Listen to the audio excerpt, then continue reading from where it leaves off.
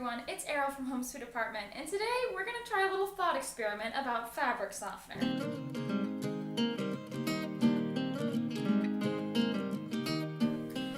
Okay, so the theory behind fabric softener is that it coats your clothes, similar to the way that conditioner coats your hair to make it softer. Now, if you'll see from other previous videos from like years ago, I explained that I don't use fabric softener. Instead, I've always just used vinegar. And this is because we suffer from asthma and allergies in this household, and I just didn't feel like I needed to use more chemicals on my body. But since we moved into our latest place, which I promise I will give you a house tour soon enough once it's all put together. As you can see, the kitchen's still kind of a mess behind me, but that's beside the point. We moved into our new place, and I really wanted a place with a washer dryer, which we wonderfully got, and it's great. The only thing is that it's an electric dryer. Now, I have nothing seriously opposed to using electronic equipment, but electric dryers are really inefficient. And if you know anything about me, I tend to like the environment a little bit more than I like having really, really soft clothes and the convenience of a dryer. It also saves a little bit of money, but that's beside the point. Anyways, I thought, okay, well, I have drying racks, and growing up, everyone always air dried everything. My husband is Norwegian, and in Norway, they don't even have dryers for the most part. I mean, I'm sure some people do, but when we were there, it seemed like no one had dryers. Everyone line dried everything. So anyways, my point being, we have started air drying our clothes, which I think is great, and everything's been wonderful. The only problem is sometimes clothes aren't as soft if you air dry them, as opposed to getting them super fluffy in the dryer. So I thought, all right, well, maybe I can go back to using liquid fabric softener. I was a little iffy about it. So I decided to do an experiment. I looked online and found out that there is kind of a like all-natural-ish way to make homemade fabric softener, which is very similar to what I've been doing. It's basically vinegar and water is the base for it, and I've always just used vinegar and water.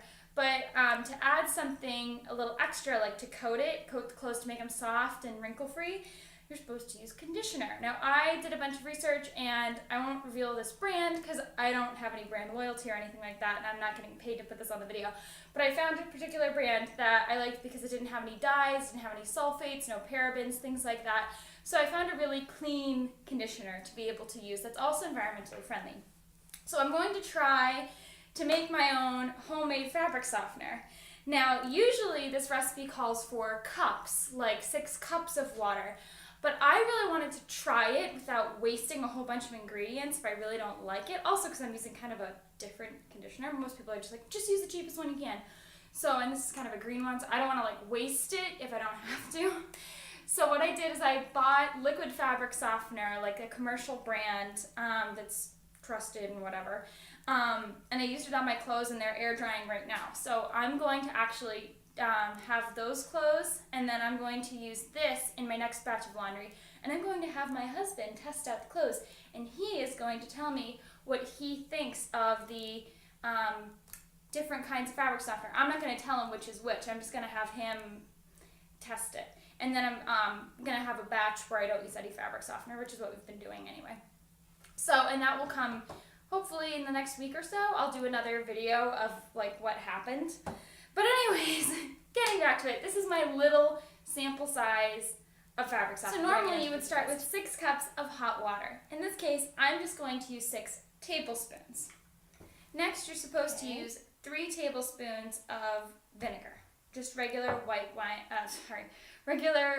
white distilled vinegar. 3, okay, it's about 3. That works.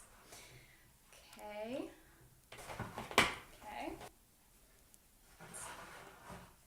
And now you're supposed to use 2 tablespoons of hair conditioner. And everyone online says to just use the cheapest one. But like I said, I'm trying to be a little green here, so. And everyone online says you're supposed to whisk it, not shake it in a bottle, because otherwise it gets really, really soapy and messy, okay? This actually does kind of look like fabric softener. Use.